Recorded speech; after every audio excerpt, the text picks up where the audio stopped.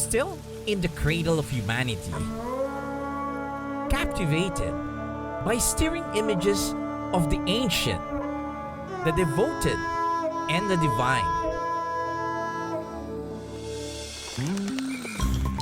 I brace myself for more surprises as I continue on my journey through Ethiopia's vast, sweeping landscapes to find the most curious wildlife and to peer into the diverse communities that make up this country's soul.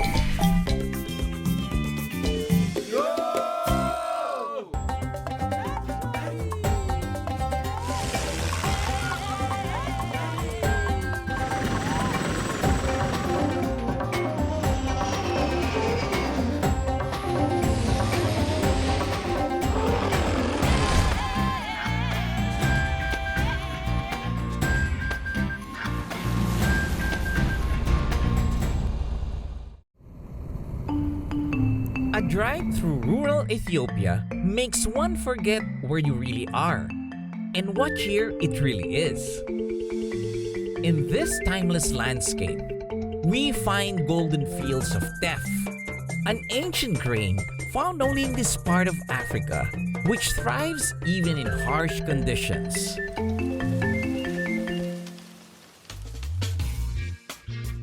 Teff is Ethiopia's staple food, and today, Dagem educates me on traditional Ethiopian cuisine.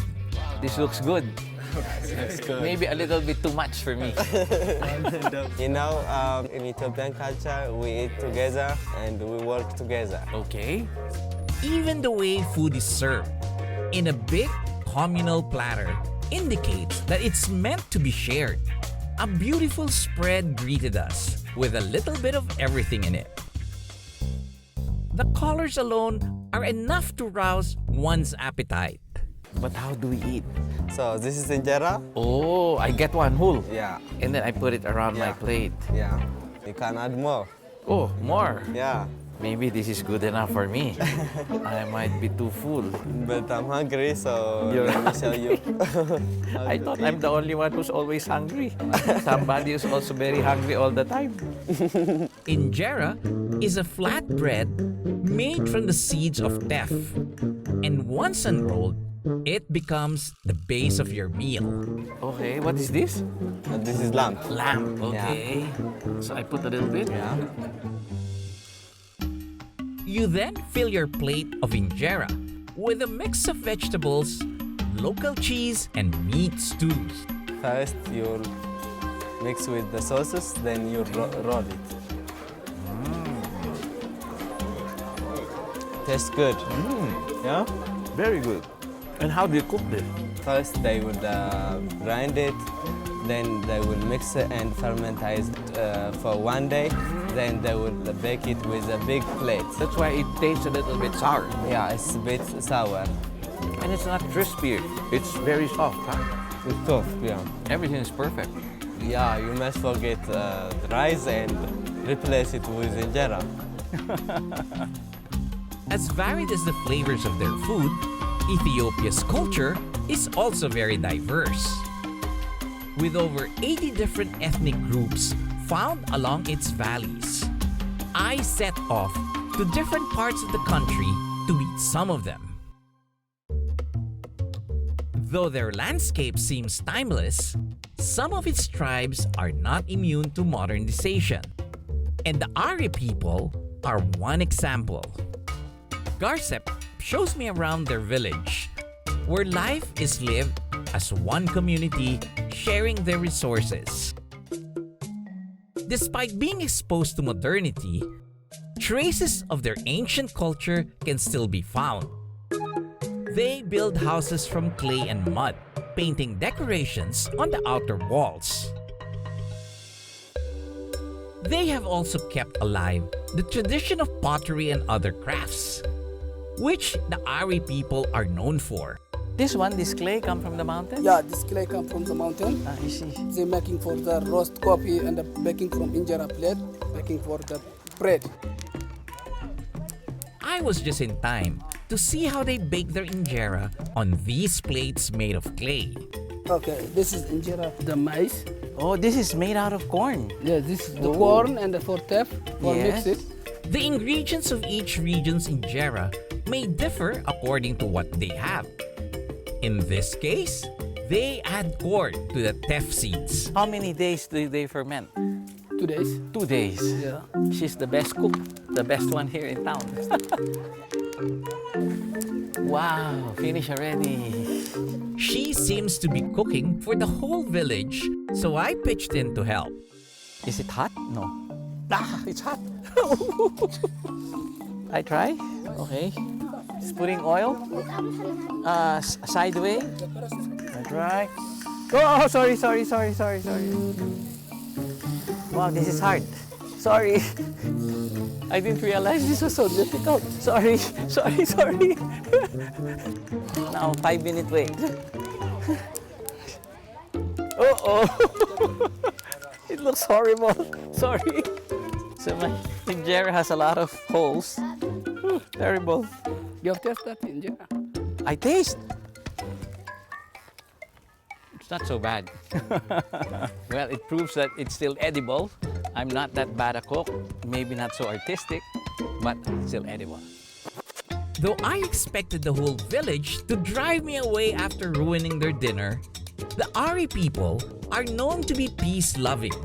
That their neighboring tribes believe harming an Ari is unthinkable. They may have yielded to modernity, but it has proved to be beneficial. I was very happy to be welcomed into their village and be able to spend time with them, learning more about their everyday life. Up next, I travel further into the heart of Ethiopia and meet some of the most colorful, most fun-loving, and some of the most intimidating characters you can find in this region. That's up next.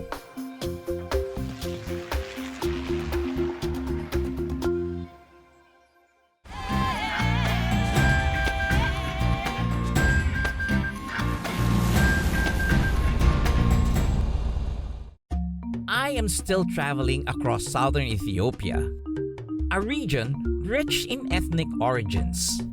Some of the original tribes remain, and I ventured to find them. In these lush mountains live the Dorse people.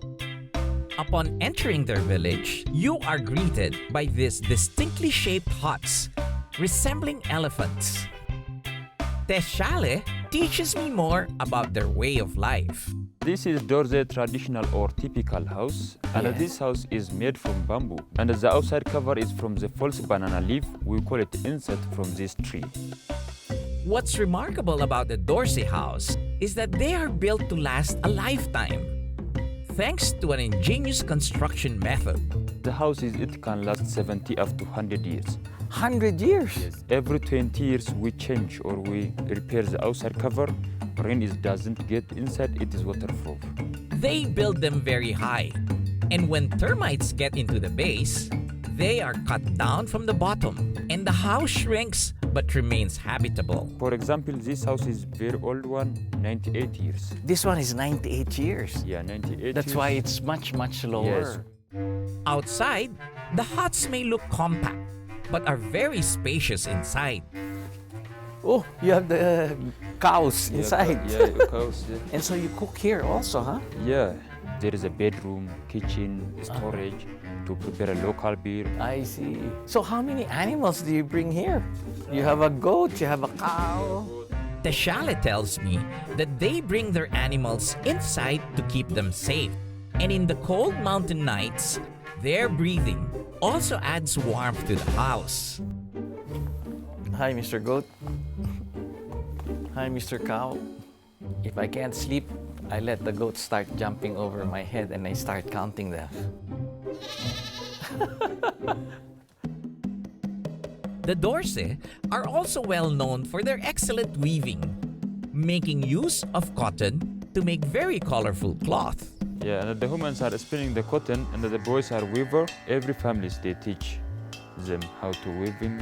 And the first process is to remove the seed from the cotton. And so the tradition is not broken, huh? Yes.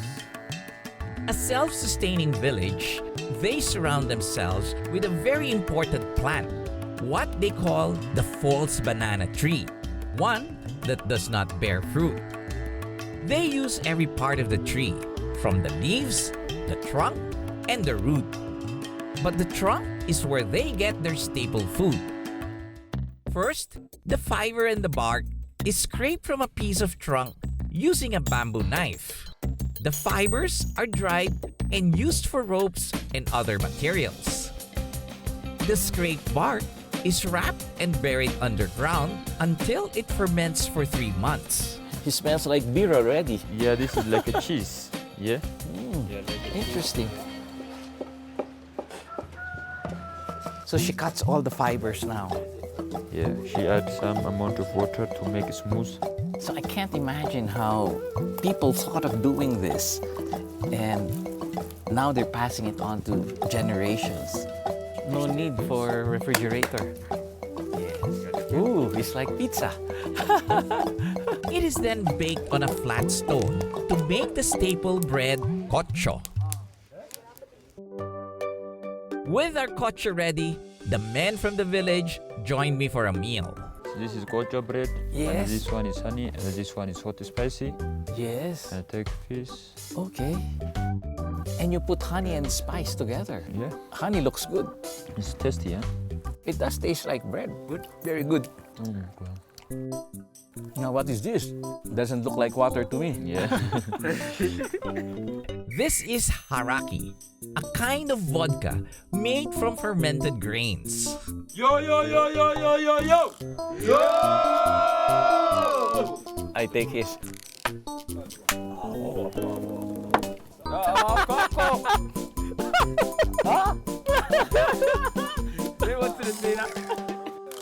Very strong.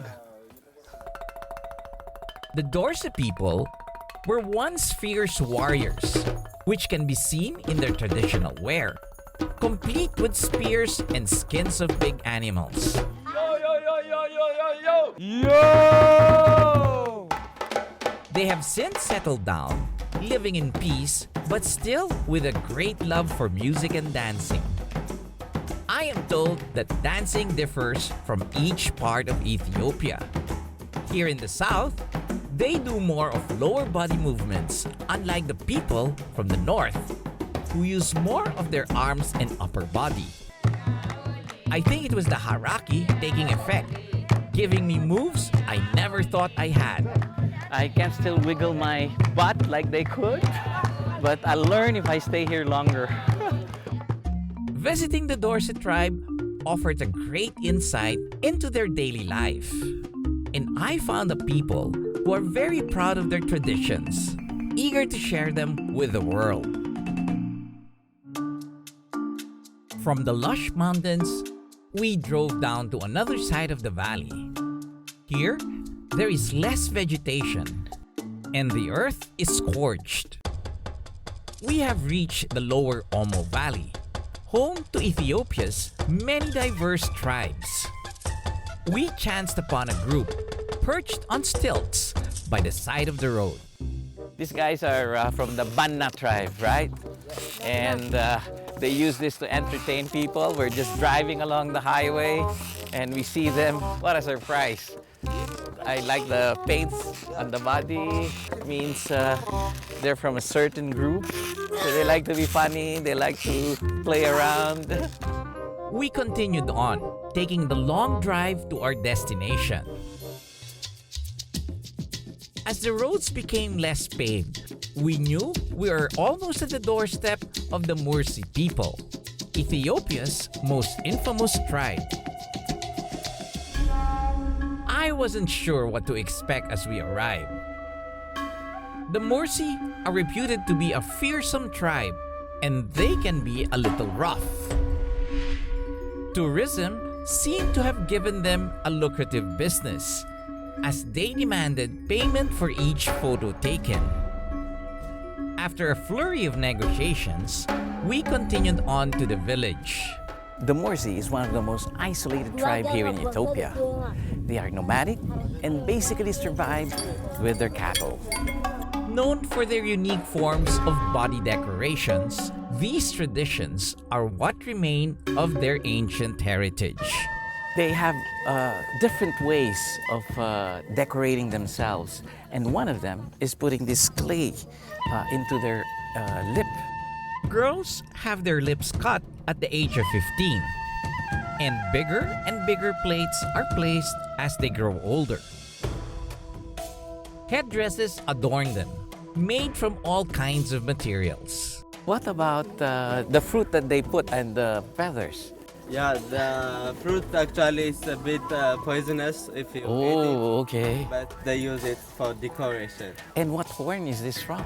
This horn is a horn from wood. Decorative scars also mark their skin with patterns, another way of beautifying themselves. I am told they willingly undergo these body modifications to signify courage and strength to endure pain. I tried to look calm, but being surrounded by men with assault rifles in the middle of nowhere prompts questions. Real gun? Yeah, this is a real gun. Oh. It's called AK? AK-47. Yeah.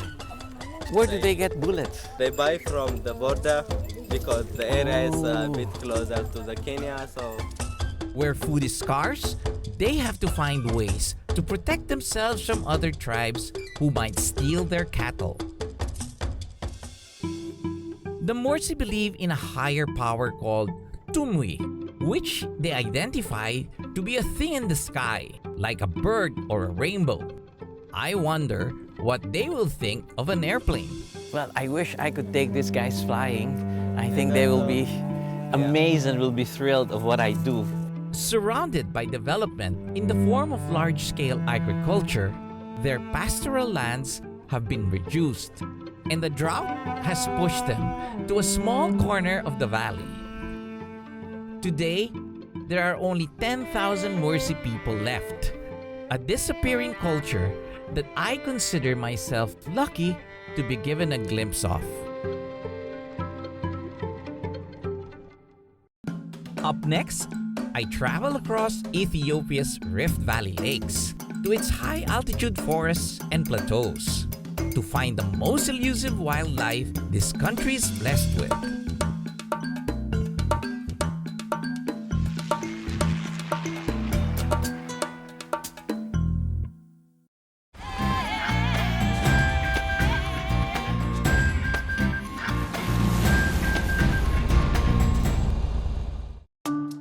Still exploring the vast country, we began to trace the Great Rift Valley. Scattered along the Rift Valley are some of Africa's oldest and largest lakes, a welcome respite for a landlocked country. This is Lake Chamo. It's the third largest lake here in Ethiopia. Let's see what wildlife lives here. We ventured for a quiet boat ride across this beautiful, scenic lake. Families of hippos bathe in the water as herons nested on the shores. We started to reach a sandbar where we found the crocs basking in the sun. Well, these Nile crocodiles look a little bit different from the ones we have in the Philippines. Whole family here. This guy's pretty big, huh? Look at his teeth. Jeez. These guys are a very aggressive species, and their sharp, conical teeth can sink into any flesh with a grip that is impossible to get out of. But they move so fast once they want to attack you. Here's a bunch of them, almost 10 of them here. It's always nice to see animals in the wild, especially if you view them from a safe distance. But our boatman had other, more exciting ideas. We have crocodiles in our country also. How many meters? Maybe 12 meters? 12 meters crocodile. Biggest in the world. We reached an embankment occupied by a huge flock of pelicans. I might have boasted a little too much about the largest crocodile found in our country, that our boatman decided he wanted to show me one of equally impressive size. Pretty soon, I was already following him down the crocodile-infested marsh. When you know there are crocodiles, each driftwood looks like a croc. And when the water gets a little bit deeper, I get worried. I better stay here. It was nice to see the pelicans up close, but soon we had to dig our toes on slippery mud and pelican dung. Oh look, here's an egg. But then he told me what kind of egg it was. He said this is crocodile egg. Now I'm getting worried if the mother is here. I thought it was just a pelican egg. We continue to walk on the thick mud, where running away fast is clearly out of the question. Antelope over here. Oh, antelopes come here. Antelope, Okay. Crocodiles attack. Ah, Right. We saw some fresh tracks in the mud. here's a crocodile mark going inside, and we didn't even see him earlier. So we're just crisscrossing paths here. Better go before the next one comes in. We found our first croc on the other side of the banks. See that crocodile with the mouth open? I'm not interested in going any closer. I'd rather look from... Oh, there he goes. There he goes. Wow. Huge. Woo. Okay, better go the other direction. But just as we turned, we found another one lying around. Can't make any noise. You don't want to wake her up. Yes, we'll go closer. You're sure they don't have nest here? Because they get angry, right? Yeah. It's not nest. This is fantastic. Not Disneyland. This is Africa. I continued to follow his lead.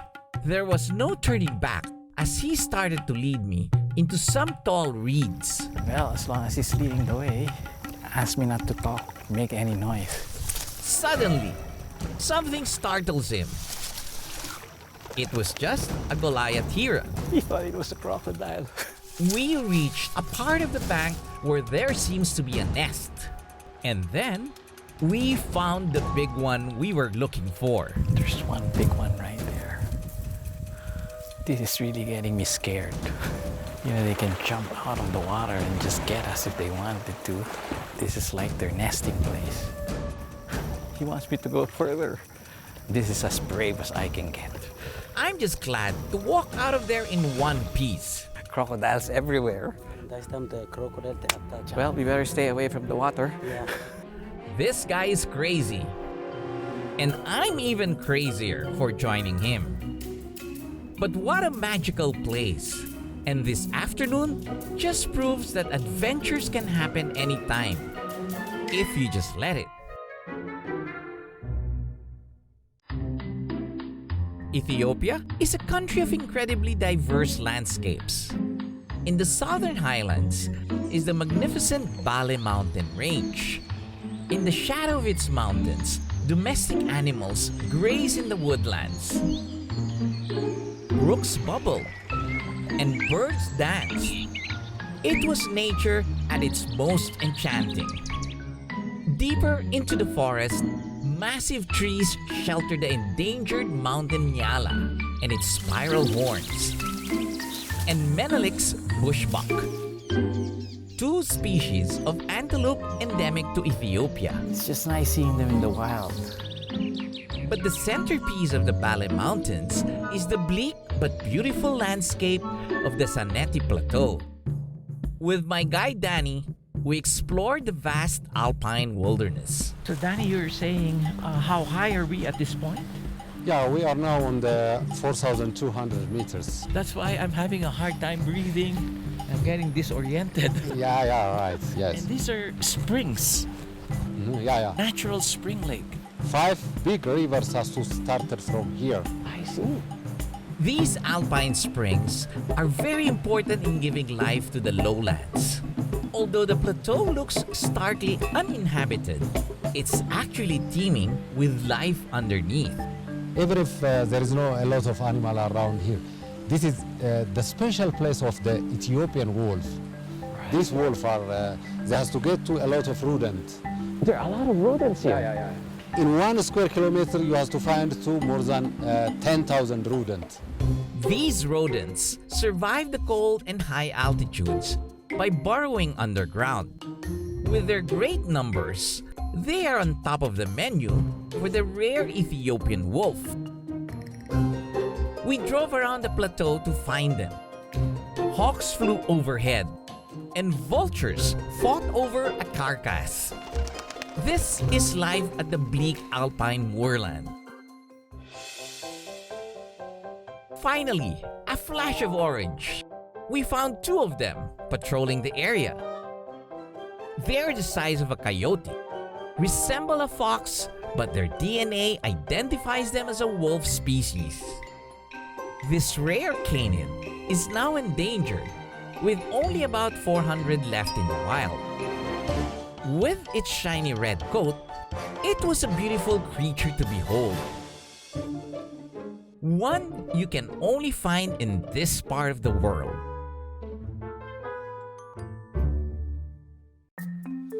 From this plateau, I went on to explore another region of the Bali Mountains, one of the largest untouched forests in Africa. This is the Harena forest. All these trees are over a century old already. Very interesting how they have intertwined with one another. The trees drip with moss and lichen, their long branches like arms calling one over to hear their age-old tales.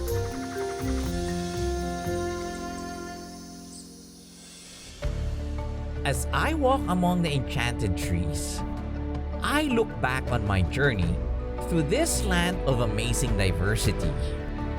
Ethiopia is like a living, breathing time capsule. A peek into the past, ancient yet enduring. A world apart yet strangely familiar. Because in many ways, visiting Ethiopia is like coming home, to the place where all of us began our story. This has been your captain, Joy Roa. See you in the next Asian Air Safari.